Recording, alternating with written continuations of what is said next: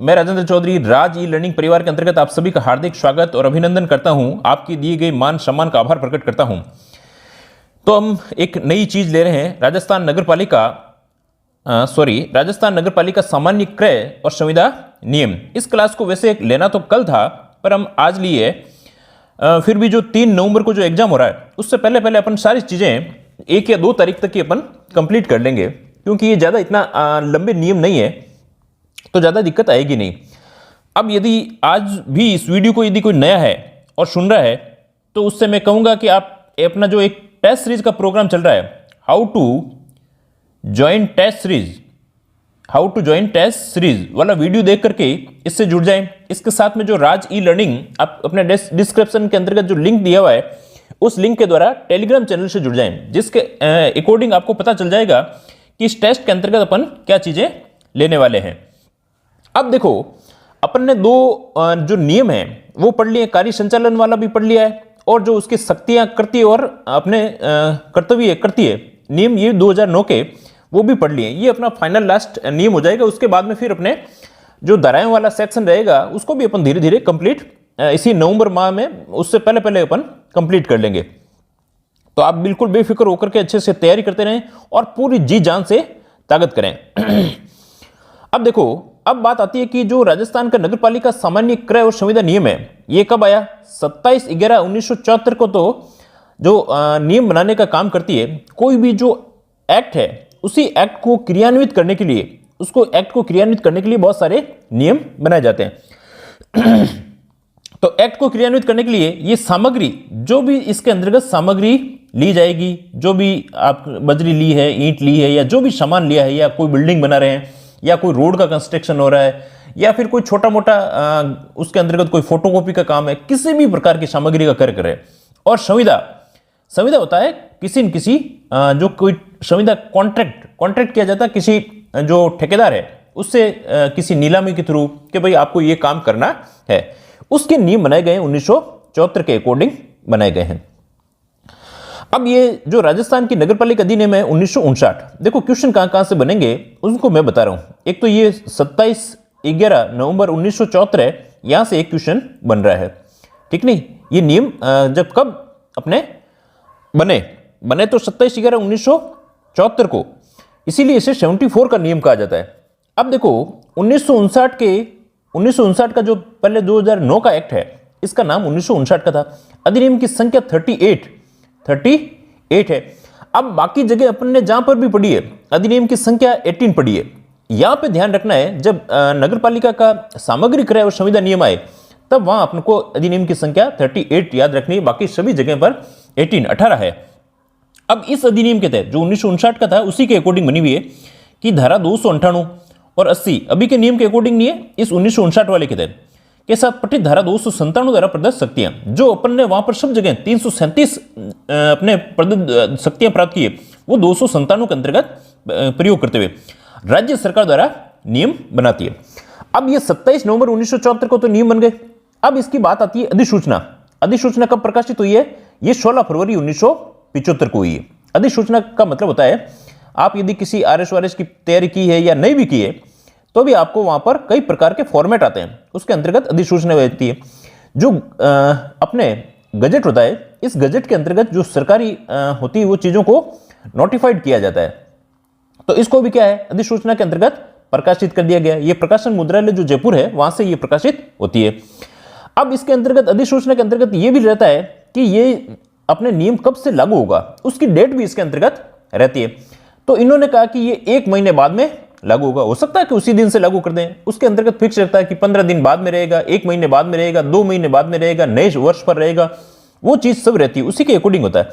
अब बात आती है नियम लागू होने की, तो लागू नियम हुआ 1 मास बाद में, 16 मार्च 1975 को। ये इसका मतलब कि जो 3 डेटे हैं, 3 तो डेटे हैं, और इसके अलावा ये अपने 1938 नियम है, और इसके अलावा जो धारा 298, 80 और 297, 298, 297 और 80, ये अपने धाराएं जो अपने 1959 के अधिनियम के तहत आ रही है। इसका मतलब कि ये चीजें अपन को थोड़ी सी अच्छे से आनी चाहिए। अब इसको को पढ़ने से पहले अपन इसको जो मेथड है मैनोमेनिक मेथड है, उसी मेथड से अपन ने जैसे पहले अपन ने याद किया था जो कार्य संचालन वाला, यदि कार्य संचालन वाला वीडियो नहीं देखा तो उसको देख करके उसके एमसीक्यू आप जरूर देखें। अब उससे पहले आपको 1 मिनट मोटिवेशन के लिए, देखो इस दुनिया में खुश होने के लिए सबसे महत्वपूर्ण बात क्या है कि आप जिंदा हैं। ये क्या है, आप जीवित हो, जीवित हो तो जीवित दिखना तो चाहिए। तो आप जिंदा हैं। देखो हर दिन जब आप उठते हैं, मॉर्निंग के अंतर्गत उठते हैं, आप अपने आप को देखो, महसूस फील करो कि आप बिल्कुल जिंदा हो, ठीक हो, ठीक है नहीं। फिर अपने आसपास के जो परिजन है, परिजन को देखा सब ठीक है, कोई फोन ऑन नहीं आया हुआ है, इट मीन्स ये आपके उत्सव का दिन है, ये आपके उत्सव, इससे बड़ा उत्सव क्या हो सकता है। पूरे विश्व के अंतर्गत यदि आप देखोगे 1.5 लाख लोग तो सोते हुए भी उनको पता ही नहीं चलता है, अगला दिन भी नहीं देख पाते हैं। तो सबसे बड़ी, यदि आप जिंदा हैं तो जिंदा दिखें और अपने आप के अंतर्गत पूरा जी जान झोंक दें, अपना पूरा जी जान 100% काम करने का प्रयास करें। इससे बड़ा उत्सव कोई नहीं हो सकता है। आप जिंदा हैं, आपके परिजन जिंदा हैं, आसपास देखा सभी लोग सकुशल हैं, तो ये आपके सबसे बड़ा उत्सव है। और इस उत्सव के अंतर्गत बिल्कुल खुश होकर के अच्छे से पूरी तल्लीनता से और पूरी ताकत के साथ में आप तैयारी करें, ठीक है ना। चलो मैनोमेनिक मेथड से आपको कुछ चीजें बताई जा रही है। देखो आपको पहले भी बताया था, कोई एक्ट हो या फिर कोई भी नियम हो, इसके अंतर्गत जो नियम 1 और 2 हैं वो तो फिक्स ही है। संक्षिप्त नाम इसके, जो भी इसके नाम इसके रहेंगे और इसकी परिभाषाएं, वो चीजें दी रहती है। अब आपको इस मैनोमेनिक मेथड से याद करनी है तो और भी अच्छा है, नहीं करनी है तो आप अपने इसी के अकॉर्डिंग देखो। सबसे पहले पढ़ने का तो तरीका यही होता है, कोई भी आपको जैसे सिलेबस याद कर लिया। अब इसके अंतर्गत जो नियमों के अंतर्गत कौन कौन से विषय रहते हैं, यदि आपके इसके अंतर्गत टोटल 17 विषय हैं, कितने विषय हैं, 17 विषय हैं, नियमों के अंतर्गत 17 नियम है, तो 17 नियमों के जो टॉपिक है, यदि ये टॉपिक ही याद हो जाते हैं तो भी आपका बहुत सारा काम कंप्लीट हो जाता है। तो वैसे सन की जो सूरज की किरणें हुई, उसमें संक्षिप्त नाम और सन से आपके जीवन प्रारंभ हो रहा है। टू सो, आजकल परिभाषाएं वैसे भी याद नहीं कर पाते हैं, तो उसको परिभाषाओं को कैसे याद करवाया जाता है, इसके अंतर्गत सूज के द्वारा याद करवाया जाता है। वो आपको मिक्सअप नहीं होंगे, वो आप बिल्कुल इसकी भी टेंशन नहीं लेनी है, क्योंकि अलग अलग जगह 1974 के नियम के अंतर्गत आप नगर पालिका के अपने आप को ईयू समझो, आप ईयू समझो, या नगर निगम के जो नगर परिषद है उसके आयुक्त हो आप, उसी हिसाब से आपको याद करना है। अब बात आती है 3 ट्री, वहां पर अपन ने की थी, जब अपन ने कार्य संचालन का नियम पढ़ा था, वहां अपन ने ट्री के नीचे नगर पालिका की बैठक आयोजित की थी। अब यहां पर बात क्या आ रही है कि निविदा द्वारा ट्री के नीचे आप जो ईयू हैं, आयुक्त हैं, निविदा द्वारा सामग्री का क्रय और कार्य का निष्पादन कैसे किया जाएगा। निविदा द्वारा सामग्री का क्रय और कार्य का निष्पादन, देखो एक तो सामग्री का क्रय कैसे किया जाएगा और कार्य दोनों का निष्पादन। अब वो 1000 रुपए 2000 रुपए वाली बात अपन आगे देखेंगे, उससे पहले आप उनको बड़े बड़े टॉपिक आपको याद हो जाने चाहिए। तो निविदा द्वारा सामग्री का क्रय और कार्य का निष्पादन, तो आप किसी आयुक्त हैं और किसी अपने ट्री के नीचे बैठ करके अपने क्या कर रहे हैं, सामग्री का क्रय कर रहे हैं कि भाई 1000 से ऊपर है इसका क्रय कर रहे हैं। यदि कोई कार्य है तो 2000 से ऊपर का है तो कार्य यहां पर आप बैठ करके आयुक्त साहब कर रहे हैं, ठीक ना। आप अपने आप को आयुक्त मान लीजिए, ठीक ना। अब बात आती है 4 डोर। अब अपन ने वहां डोर पर जब कार्य संचालन की बात की थी तो अपन ने कहा था कि बैठक की सूचना, बहुत ही बड़ा विजुअलाइज करके देखिए, बैठक की सूचना दी हुई है। अब यहां पर आपको क्या देखना है कि 4 डोर के अंतर्गत देखना है सामग्री के क्रय की निविदाओं के मामले में निविदा आमंत्रित करने की समय सीमा और समय की गणना। ये डोर पर ही आपके, ये समझ लीजिए कि डोर पर आप गए हैं और जो क्रय और अनुबंध वाला नियम है, इसी नियम पर लिखा हुआ है कि भाई नियम इसको कितनी इसकी समय सीमा होगी और इसकी समय सीमा की गणना कैसे की जाएगी। अलग अलग जैसे रेट है, जैसे 1 लाख तक की सीमा है, 10 लाख तक की है, 10 लाख से 1 करोड़ तक की है, तो उसके लिए अलग अलग समय सीमाएं निर्धारित की गई है, जो 7 दिन 10 दिन 15 दिन अलग अलग सीमाएं निर्धारित की गई। अब जो समय सीमा गणना कब कर करेंगे, तो ये बात हो रही है गणना जब आप उसको न्यूज़पेपर के अंतर्गत दे दोगे। मैं अभी आपको एक निविदा का फॉर्मेट भी बताऊंगा, उससे किस प्रकार से ये देखो कैसे काम करती है। तो 4 डोर के अंतर्गत आपने क्या कर दिया है, निविदा की इसके कीवर्ड्स, निविदा की समय सीमा और समय सीमा की गणना। अब वहां पर अपन ने देखा था, यदि आपने देखो कार्य संचालन वाला नियम का वीडियो जरूर देख लें, क्योंकि मैं इसके अंतर्गत 5 वाइव 6 वेक 7 हेवन 8 प्ले 8 गेट 9 वाइन 10 हैन, इनको निमोनिक्स को आपको याद कर लेना है। अब देखो नेक्स्ट बात आती है अपने 5 5 वाइफ, याद रह जाएगा आसानी से। अब वहां पर अपन ने देखा था कि वाइफ क्या कर रही थी, बैठक की कार्यसूची बना रही थी। अपने आप याद रह जाएगा, इसकी आपको टेंशन नहीं लेनी है। नहीं भी याद रह रहा तो आप अपने इस हिसाब से जो 17 है उनके सबसे पहले टॉपिक याद कर लीजिए, उसके फिर अंदर की चीजें अपने आप याद रह जाएगी।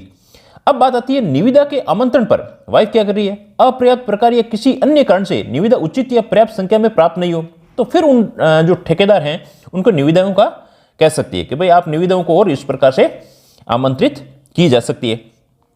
तो अब वाइफ आपकी क्या काम कर रही है, वहां पर तो बैठक की कार्यसूची बना रही थी, और यहां पर काम क्या कर रही है 1974 वाले में कि भाई जी निविदाएं आ गई है, अपर्याप्त कारण है या कम आई है, तो उनको वापस से भी निविदाओं को आमंत्रित किया जा सकता है।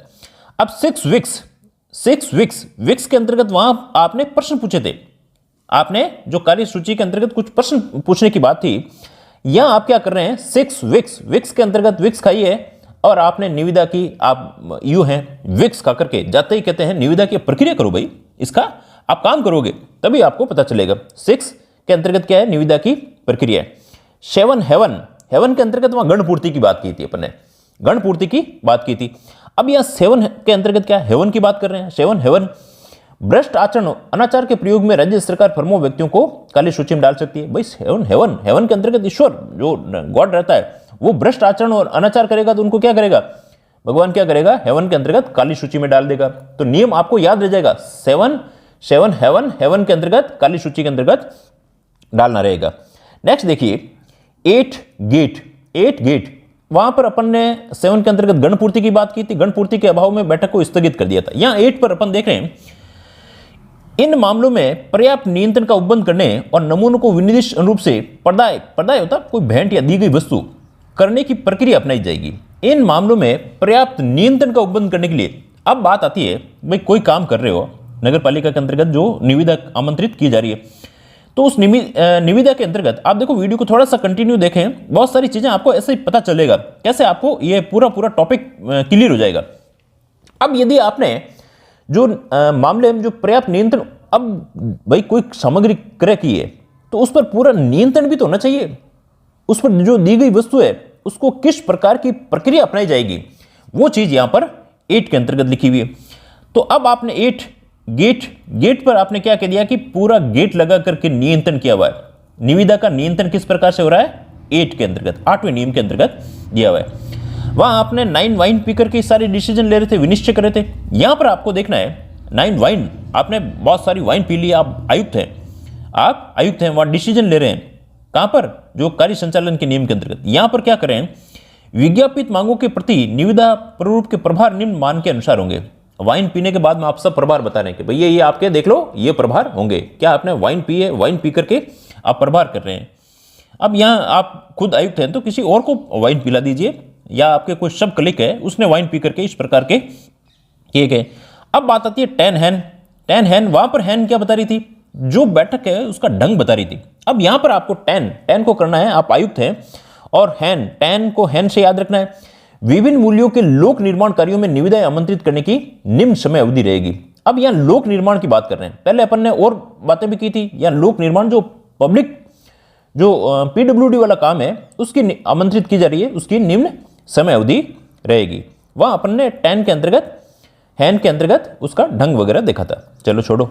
11 लेमन के अंतर्गत 2000 तक के अनुमानित व्यय पीडब्ल्यूडी भवन पद के क्रय अधिकारी द्वारा समस्त या अनुमोदित ठेकेदार द्वारा बातचीत की जाएगी कि नियम 5 और 6 के अनुसार उसका प्रचार का ढंग किस प्रकार से वो न्यूज़पेपर के वगैरह के अंतर्गत देंगे।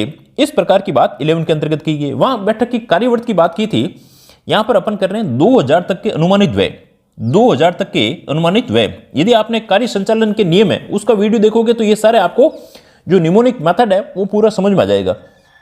तो 2000 तक के अनुमानित व्यय पीडब्ल्यूडी भवन पद का क्रय अधिकारी द्वारा समस्त और अनुमोदित ठेकेदार से बातचीत करेगी कि भाई 2000 से ये अनुमानित है, इससे बात करेगी भाई किस प्रकार से ये हो सकता है और इसको प्रचार किस प्रकार से ढंग से किया जाएगा।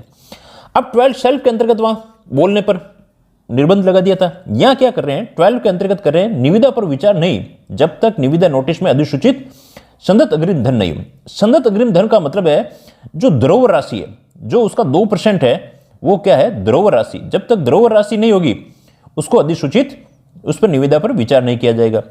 अब इसका मतलब क्या है, आपने शेल्फ रखी हुई है, वहां पर निविदा की क्या कर रहे हो, धरोहर राशि को रख रहे हो, अलमारी के अंतर्गत क्या कर रहे हो, धरोहर राशि, एटलीस्ट धरोहर राशि आपकी होनी चाहिए। नेक्स्ट देखिए 13 याद करने के लिए कर रहे हैं 13 ये पानी पी रही है, ठीक ना, 13 अब बात आती है 13 की, समस्त वस्तुएं स्वीकृति से पूर्व निरीक्षण के अधीन होगी। विनिर्माण के दौरान या प्रदाय जो भेंट या जो दी गई वस्तु है परिश्रम में प्रेषण से पूर्व या पश्चात किए जाएंगे। अब काम हो गया है, अब आपने पानी वानी पी करके उसका पहले भी निरीक्षण कर सकते हो और उसके पूर्व और पश्चात में भी निरीक्षण किया जा सकता है। समस्त वस्तुएं स्वीकृत करने के बाद में भी उसका 13 पानी वानी पिया है, आप आयुक्त है, ठीक ना।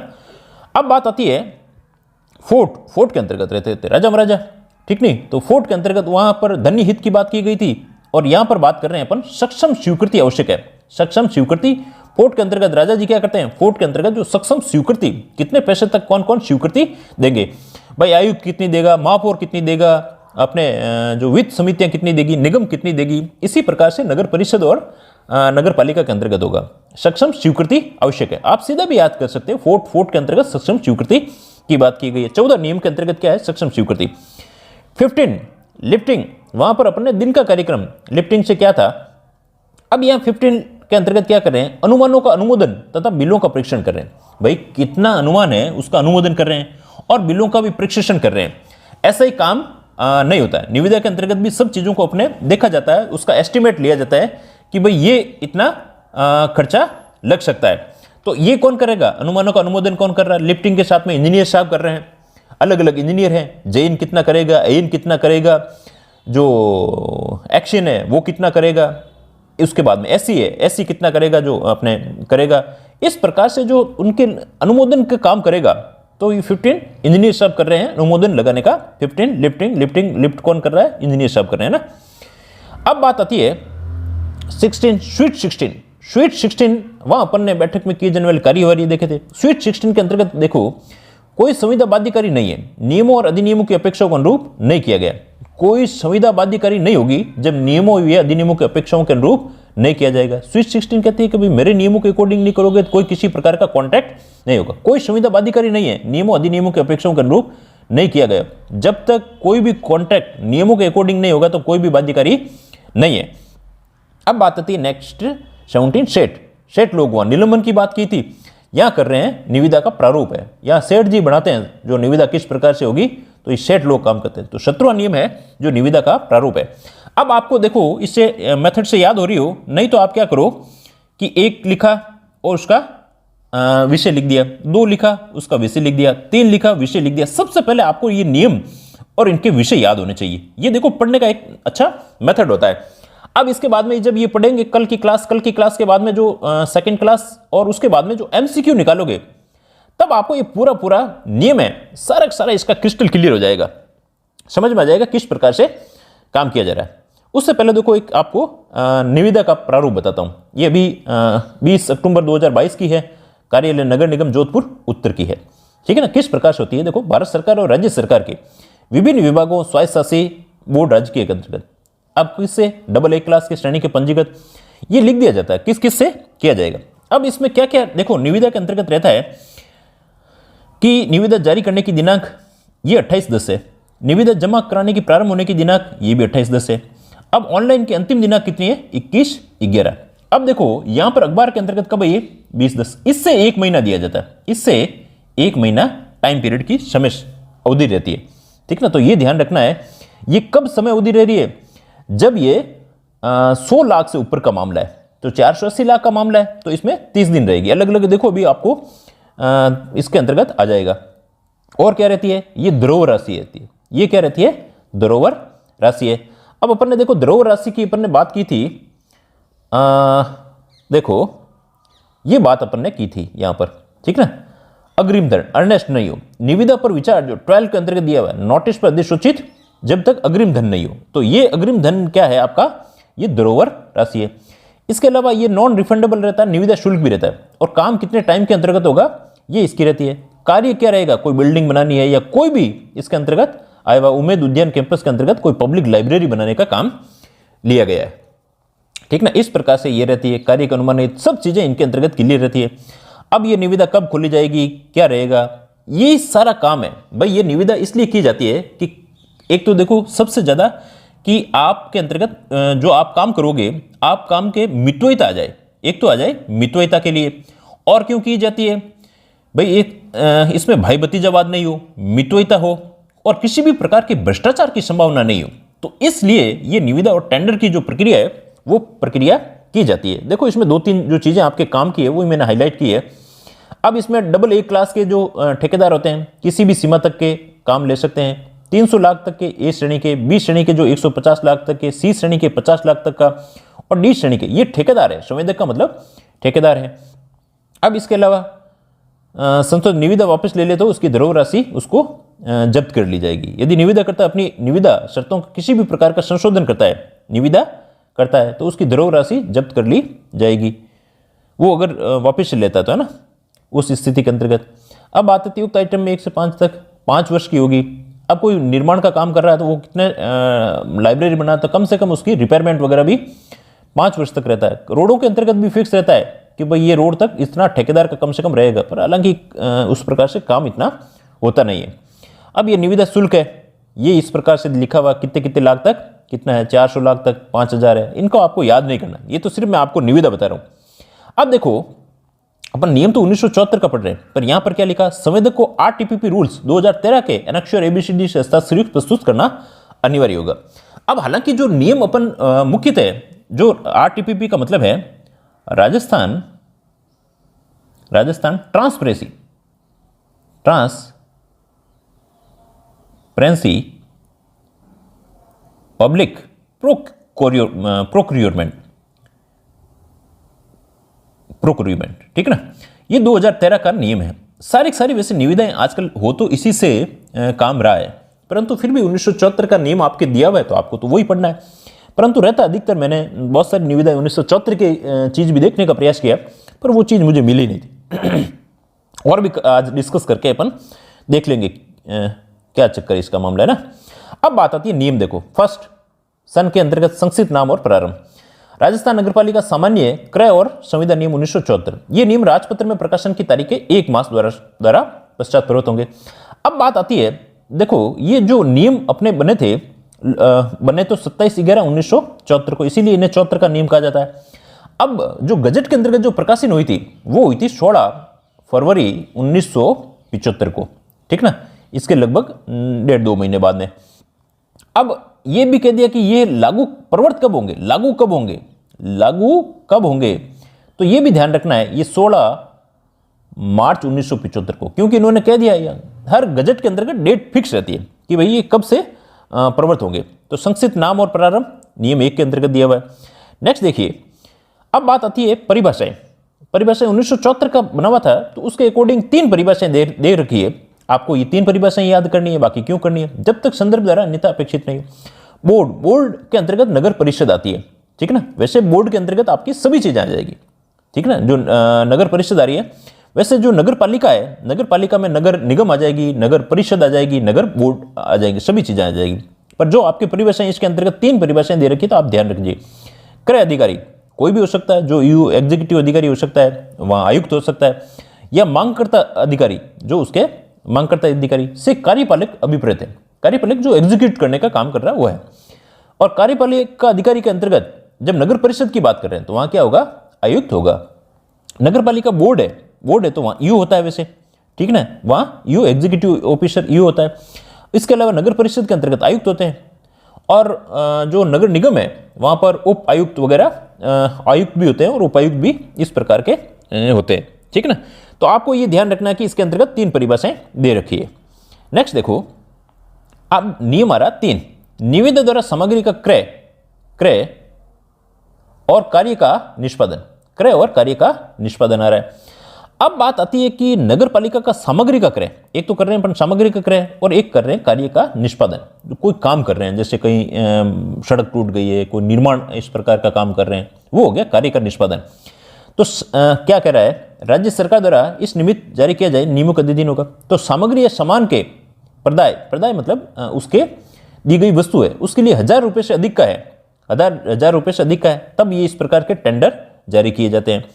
अब हालांकि इसमें बहुत सारे शीतलन कई सारी चीज़ें हैं। वैसे किसी कार्य के निष्पादन के लिए, सामग्री के लिए तो देखो आपको ये जो ब्लैक किया है ये आपके कीवर्ड्स हैं, इतना ही करना है। कार्य के निष्पादन के लिए 2000 से अधिक का व्यय है, तब कोई संविदा तब तक नहीं की जाएगी जब तक निविदाएं श्रमिक रूप से आमंत्रित नहीं कर ली जाए। अब ये बात हो गई अपने यहाँ पर 1000 से अधिक का व्यय है तो सामग्री और सामान के लिए निविदा, और 2000 से अधिक का है तो कोई कार्य के निष्पादन के लिए उसके लिए संविदा टेंडर अपन जारी करना पड़ेगा। अब ये किसके अकॉर्डिंग होगा? नियम 14। अब 14 फोर्ट की बात आती है, वहां पर क्या दिया हुआ? सक्षम प्राधिकारी कौन कौन होगा? तो नगर निगम के अंतर्गत खूब सारे, जैसे आयुक्त है, उपायुक्त है, जो महापौर है, वित्त समिति है, नगर निगम है, कितने कितने पैसों के द्वारा किए जा सकते हैं, किस प्रकार से स्वीकृति प्राप्त ना कर ली जाए, तब तक वो चीज स्वीकृति प्राप्त होगी तभी तो होगा भाई, उसका बजट होगा, उसी बजट के अकॉर्डिंग काम किया जाएगा। ये नियम अपने 3 के अंतर्गत दिया हुआ है। नियम 4 देखिए, नियम 4 क्या कहता है? सामग्री के क्रय के लिए निविदाओं के मामले में निविदाएं आमंत्रित करने के लिए, फोर डोर पर क्या है? मामले में निविदाओं को आमंत्रित करने के लिए निम्नलिखित समय सीमा का पालन किया जाएगा। यदि 1 लाख तक का मामला है तो 7 दिन, 1 लाख से 10 लाख तक का मामला है तो 10 दिन, और 10 लाख से 100 लाख मतलब 1 करोड़ का है तो 15 दिन, और 1 करोड़ से भी अधिक के मामले हैं तो 30 दिन तक उसके अंतर्गत टाइम पीरियड दिया जाता है। अभी अपन ने जो आपको एग्जाम्पल बताया था वो अपने 30 दिन तक का था, ठीक है ना। तो ऊपर लिखित समय सीमा की गणना उस तारीख से होगी जिसमें निविदा आमंत्रित करने की नोटिस समाचार पत्र में प्रकाशित हुआ। देखो आपको मैंने पहले भी बताया था, इसके अंतर्गत ये आपको ये बताया था। ये देखो नोटिस कब हुआ? 20/10, और ये कब हो रही है? अंतिम दिनांक। ये यहां से जो नोटिस प्रकाशित हो रहा है वहां से स्थिति को अपन काउंट करते हैं, तो ये ध्यान रखना है। देखो यहां से ये क्वेश्चन बन रहे हैं 1 2 3 4 5, और ये कि ये सारे के सारे ये क्वेश्चन बन रहे हैं। आपको जो एमसीक्यू क्वेश्चन करवाएंगे तब आपको और भी क्लियर क्रिस्टल हो जाएगा। अब बात आती है समान क्रय करने के लिए लोक निर्माण कार्य के निष्पादन हेतु निविदाएं आमंत्रित करने के लिए नोटिस अवधि में जैसा नियमों में दिया गया 24 घंटे से अधिक नहीं, जैसा कि प्रत्येक मामले परिस्थिति उचित समझा जाए कटौती की जा सकती है। 24 आवर्स की कटौती भी कर सकते हैं, ये इसके अंतर्गत लिखा हुआ है। ये नियम 4 है, और नियम 4 के अंतर्गत कितने कितने तक कितनी कितनी अवधि दे रखी है, यहां से क्वेश्चन बनेंगे। और दूसरा अगला नेक्स्ट क्वेश्चन बनेगा समाचार पत्र में प्रकाशित होने की तिथि वाला क्वेश्चन बनेगा। नेक्स्ट देखो, अब नियम 5 कह रहा है, अब यदि निविदाएं आपने आमंत्रित कर दी और निविदा आमंत्रण में पर्याप्त अपर्याप्त प्रकार है या निविदा उचित प्रकार से पर्याप्त संख्या में नहीं प्राप्त हुई, तो ऐसी स्थिति के अंतर्गत जब 5 कर रही है, ठीक है ना, ऐसी स्थिति में निविदाओं को नोटिस में लाने के उपाय किए जाएंगे कि भैया आप देखो तो सही, उनको और उपाय किए जा सकते हैं। मुख्यतः बात यहां पर यही है। देखो नेक्स्ट है 6 विक्स क्या करिए? आपने प्रक्रिया अपनानी शुरू कर दी है। निविदा प्राप्त करने के लिए प्रक्रिया निम्नलिखित रूप से होगी। अब ये देखो 6 विक्स खाकर के आप प्रक्रियाओं को कर रहे हैं, तो वैसे प्रक्रिया 3 प्रकार से दी हुई है। विज्ञापन द्वारा, जो अपने आपको बताया था, ये खुली निविदा, सीमित संख्या में, कुछ फर्म है उनको सीधे आमंत्रण, सीमित निविदा, अलग अलग पैसों के हिसाब से केवल एक फर्म को आमंत्रण करना, ये 3 प्रकार से निविदाएं आमंत्रित की जाती है। तो ये प्रक्रिया है 6 विक्स करके आप क्या कर रहे हो? प्रक्रिया कर रहे हो, आप आयुक्त साहब हो। अब बात आती है खुली निविदा। खुली निविदा कब की जाती है? प्रणाली में जब सार्वजनिक विज्ञापन द्वारा अखबार के अंतर्गत न्यूज़पेपर में दिया जाता है। निविदा आमंत्रण का प्रयोग नीचे एक साधारण नियम के रूप में किया जाता है। इस प्रणाली को नीचे दिए गए अपवादों के अधीन रहते हुए समस्त मामले, कुछ अपवाद भी हैं वो आपको पता चल जाएगा, जिनमें निविदाओं पर प्राप्त अनुमानित मूल्य 5000 से यदि अधिक का है, 5000 से अधिक का है, तब वहां पर आप खुली निविदा आमंत्रित कर सकते हो। कुछ कंडीशन है जहां पर नहीं भी कर रहे हैं, देखो कैसे कौन कौन सी कंडीशन है। दूसरी आती है सीमित निविदा।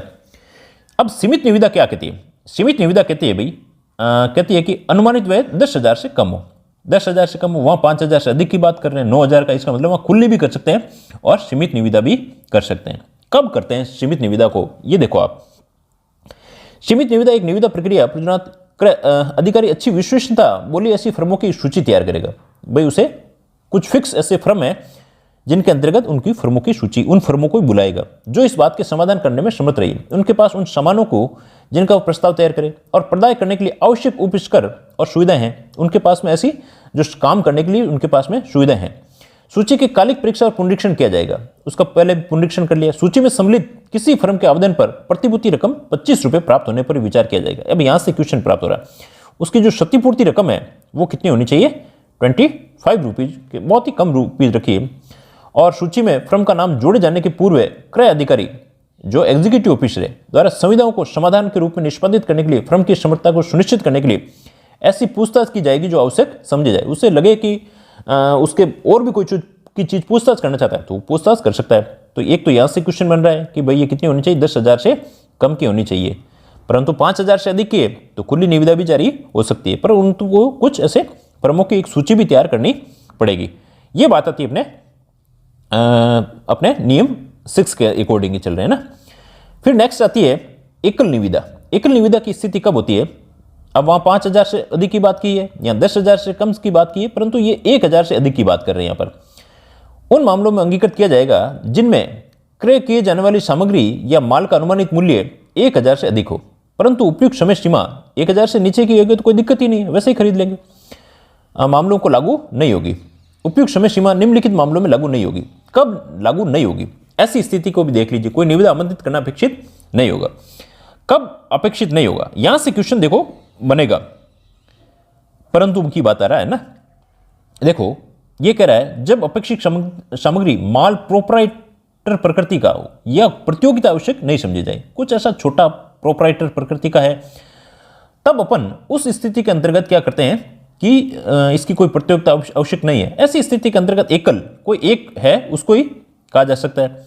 जब कोई अच्छी विश्वसनीयता और वाले रजिस्टर्ड विनिर्माताओं को सीधे करे हो, कोई फिक्स है कि भाई ये अपने रजिस्टर्ड है, संस्थान है, ये अपन को यदि स्टेशनरी देंगे तो अच्छे ही देंगे, जैसे जेके के यदि रिम आ रही है तो अच्छी आ रही है, या और भी ज़्यादा कोई दूसरी चीज़ कर रहे हैं। जैसे आपने देखा होगा जैसे स्कूलों के अंतर्गत या कोई सामान लाते हैं तब तो वहाँ से फिक्स है कि भाई खादी भंडार से लेकर जाओ, दरी आनी चाहिए खादी भंडार से, उसके बिल को कोई देखता नहीं है और उसमें किसी प्रकार के ऑडिट की समस्या भी नहीं रहती है। या फिर ऐसी स्थिति हो जब सामग्री जैसे राजस्थान राज्य कृषि उद्योग, राजस्थान राज्य लघु उद्योग या प्रमाणित खादी भंडार से क्रय किया जाए, ऐसी स्थिति में भी उसको जरूरी नहीं है, परंतु ऐसी सामग्री या माल इन उपक्रमों के विनिर्मित हो इस आशय से प्रमाण पत्र दिया गया हो कि भाई आप यहां से खरीद सकते हो। जब राष्ट्रीय कपड़ा विभाग, देखो ये एकल निविदा की बात कर रहा हूं मैं, राजस्थान हथकरघा परियोजना बोर्ड, राजस्थान राज्य बुनकर सहकारी द्वारा चलित प्रबंधित किसी विक्रय डिपो से क्रय किया जाए, ऐसी स्थिति के अंतर्गत क्या है, एकल निविदा आमंत्रित की जा सकती है। और एकल निविदा के अंतर्गत भी देखो ये चीज है, कोई निविदा आमंत्रित करना अपेक्षित नहीं है। किस स्थिति के अंतर्गत? ये ऐसी स्थितियां आई भी हो तो। अब नेक्स्ट बात देखो और कौन कौन सी स्थितियां, ये सारी स्थितियों को आप ध्यान रख लीजिए। सहकारी होलसेल के उपभोक्ता भंडार या उपहार से क्रय किया गया जिसका ऐसा भंडार या उपहार थोक विक्रेता, भाई सहकारी माल से ले रहे हैं, जो गवर्नमेंट की चीज ले रहे हैं उसमें काहे की दिक्कत है, जिसके लिए बिल नकद क्रय पर आधारित आश्चर्य प्रमाण पत्र प्रस्तावित किया जाए, तो वहां पे भी इनको कोई किसी प्रकार की दिक्कत नहीं रहती है। जब किसी मतलब आपको दिक्कत नहीं रहेगी जब किसी मोटरयान के अतिरिक्त पुर्जा 1,000 की सीमा तक का है, भाई फिक्स, यदि किसी गाड़ी के अंतर्गत कोई पुर्जा डलवाना है, आप कोई लेके आए हैं गाड़ी जो कचरा वाली बिनने वाली गाड़ी है, उसके अंतर्गत कोई सामान है और 1,000 तक की सीमा का कोई सामान है, और आपको लगा कि ये भाई आपके जिस भी कंपनी की गाड़ी है, तो अब उस कंपनी की गाड़ी होगी तभी वो उसका सामान ही आप ले सकते हो, इसके अंतर्गत कोई ऐसा समस्या नहीं। और कुछ अग्निशमन की गाड़ियां हैं जो आग बुझाने का काम कर रही है, यदि उनके मरम्मत स्पेयर पार्ट्स है जो मूल निर्माता तथा निर्माता के अधिकृत है, अब जैसे आपने लीलैंड कंपनी की जो अग्निशमन की गाड़ी है, तो वह 25,000 तक की सीमा के अंतर्गत भी अनुमोदित दरों पर सीधे ही खरीदा जा सकता है कि भाई अब लीलैंड से ही खरीदना पड़ेगा। जो चीज जहां से लेनी है मोटर टैक्समो की है तो टैक्समो की आपको उसे रिपेयर करवानी पड़ेगी, उसमें डुप्लीकेट करके आप वो निविदा करने की जरूरत नहीं है। तो ये आपको यहां से ये जो क्वेश्चन बन रहे हैं ये आपके शॉर्ट नोट्स के अंतर्गत आप लिख सकते हो, जो ब्लैक अक्षर के अंतर्गत बने हुए, ये 7 स्टार लगा लीजिए, 25,000 तक की सीमा तक भी है। या फिर जब माल राज्य सरकार की किसी विभाग किसी स्कीम के अधीन हो, या फिर सीखो कमाओ योजना, सीखो कमाओ योजना के तहत यदि कोई माल बेचा जा रहा है, उससे आप कोई क्रय कर रहे हैं, तब भी इस प्रकार की खुली एकल निविदा के अंतर्गत किया जा सकता है, सीधे मतलब क्रय किया जा सकता है, एकल निविदा की जरूरत भी नहीं है। मतलब कि राज्य सरकार ने किसी विनिर्दिष्ट सामग्री को माल क्रय करने के लिए निविदा आमंत्रण छोड़ देती है। राज्य सरकार तो जब भी चाहे जिससे चाहे वो करवा सकती है। तो राज्य सरकार कहते हैं कि भाई ये आपको माल लेना है तो आपको लेना चाहिए ना।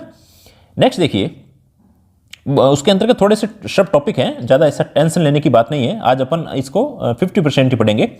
तथापि प्राप्त किया गया अनुमानित मूल्य 10,000 से अधिक होने पर भी निम्नलिखित में खुली निविदा प्रणाली के बजाय सीमित निविदा प्रणाली अंगीकृत की जा सकती। कब ये की जा सकती है? देखो, तथापि, परंतु, ये क्वेश्चन है भाई, ये सारे क्या हैं? 5 स्टार क्वेश्चन है, 3, 4 और 5। कैसी स्थिति हो सकती है? यदि वो लोकहित का मामला हो। कब हो? जब लोकहित का मामला हो, या फिर उसको मांगकर्ता को लगे कि मांग अति आवश्यक है। ये देखो इसके शॉर्ट नोट्स ही मैं आपको अंडरलाइन कर करके बता रहा हूं। या तो लोकहित का मामला हो, या फिर मांग अति आवश्यक हो, या फिर सामग्री की किस्म या प्रदाय जो सामग्री ली जा रही है, समय स्थान संदाय के निबंधन और कुछ शर्तें हो। शर्तें किस प्रकार से हो कि भाई राज्य सरकार कह दे कि भाई आपको लीलैंड की चीज लेनी है, ऐसी स्थिति हो। या फिर राजस्थान के, अब बात आती है ये यहाँ तो कंप्लीट होगी इस चीज को। इसका नेक्स्ट जो पॉइंट दिया रहा है वो दिया है कि क्रम में राजस्थान के बाहर निर्मित यदि कोई चीज ले रहे हैं तो बाहर के समाचार पत्रों के अंतर्गत भी विज्ञापित होना चाहिए, राज्य सरकार द्वारा अनुमोदित हो। नेक्स्ट देखिए, ये कह रहा है पूर्वगामी उपबंधों में किसी बात को अंतर्विष्ट होने पर भी क्रय अधिकारी जो क्रय कर रहा है निवेदकों को खोलने के पश्चात यदि समझे कि निवेदकारों को उद्धृत क्रय प्रचलित बाजार की दरों से अधिक है। अब उन्हें लगा कि यार बात तो ये आनी चाहिए 200 रुपए की, और वो रेट लगा रहे हैं 300 रुपए और बाजार की कीमतों से अधिक आ रही है, तो निवेदकारों को सम्यक नोटिस, एक अच्छे से नोटिस दे, तामील करे, उनको बुलाए और समस्त निवेदकारों से ऐसी रीति से उचित समझे बातचीत करे। बातचीत करके इसका हल निकाला जा सकता है। तो ये इस प्रकार से हो तो भी आप बातचीत कर सकते हो। तो यहां से भी क्वेश्चन बनता है। अब ये आपके जो ब्लैक किए हैं वो शॉर्ट नोट्स बना सकते हो आप लोग, है ना।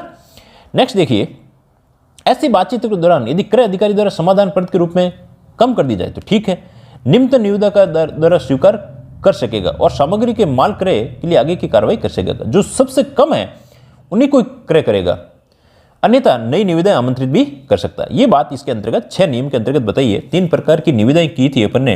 खुली निविदा की बात की जो 5000 से अधिक का मामला हो, और जो सीमित निविदाएं की जा सकती है जब 10,000 से कम का मामला हो। 1,000 से अधिक का मामला है वहां पर एकल निविदा भी की जा सकती है। किन किन परिस्थितियों में एकल निविदा की आवश्यकता भी नहीं होती है, वो सारी कंडीशनें दे रखी है। इसके बाद में कहीं कहीं पर ऐसी स्थिति है जहां सीमित निविदा की जा सकती है, जैसे लोकहित का मामला हो। अब नेक्स्ट जो 7वां नियम कहता है, 7वां नियम कहता है कि यदि ऐसे फर्म जो काली सूची में डाल सकेगी, जो किसी बोर्ड में प्रदाय जो सामग्री दी गई उसमें भ्रष्ट आचरण या अनाचार का प्रयोग किया है, निम्नतम स्तर का माल दिया है, मंगवाई तो अपन ने सीमेंट थी और सीमेंट के अंतर्गत इतना सारा कचरा डाल दिया, या कोई और अन्य चीज है उसके अंतर्गत भ्रष्ट आचरण कर दिया, तो उनकी काली सूची ब्लैक लिस्टेड कर सकती है। तो ये इसके अंतर्गत बात की गई। 8वां नियम कहता है इन मामलों में पर्याप्त नियंत्रण के उपबंध करने के लिए नमूनों तथा विनिर्दिष्टियों के अनुरूप जो प्रदाय जो चीजें दी गई सुनिश्चित करने वाली निम्नलिखित प्रक्रिया अपनाई जाएगी। जो सारी प्रक्रिया अपनाने की बात की गई है वो इसके अंतर्गत आएगी। 8वें नियम से 17वें नियम तक कल अपन जो नेक्स्ट क्लास होगी उसके अंतर्गत देख लेंगे। आई होप आपको ये क्लास अच्छी लगी होगी। इस क्लास के और जो आपकी योजनाओं वाली जो चीज़ें हैं उनको मैं जल्दी या आज ही टेस्ट जो अपने सेक्शन है टेस्ट सेक्शन